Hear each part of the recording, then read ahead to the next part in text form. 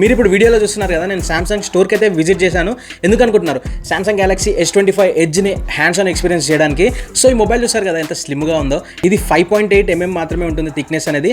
నేను Samsung Galaxy S25 ultra తోటి కూడా కంపేర్ చేసి చూసాను, వీడియోలో చూస్తున్నారు కదా.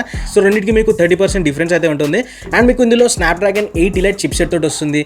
మీకు కెమెరా సెటప్ చూసుకున్నా కూడా మీకు back side 200 megapixel and 12 megapixel camera setup తోటి వస్తుంది. ఫ్రంట్ సైడ్ వచ్చేసరికి కూడా మీకు 12 మెగాపిక్సెల్ వస్తుంది. అండ్ ఫ్రంట్ అండ్ బ్యాక్ కూడా మీకు మంచి ప్రొటెక్షన్ తోటి వస్తుంది. IP68 రేటింగ్ తోటి వస్తుంది. అండ్ స్టోర్ నుంచి నేను కెమెరా టెస్ట్ కూడా చేశాను. ఆ విజువల్స్ ఇవన్నమాట. నేను 10x జూమ్ ఇవైతే చేసి చూశాను. నాకైతే బాగానే అనిపించింది. మీరు కూడా చూస్తున్నారు కదా, ఫ్రంట్ కెమెరా నుంచి కూడా ఫొటోస్ బాగానే వస్తున్నాయి.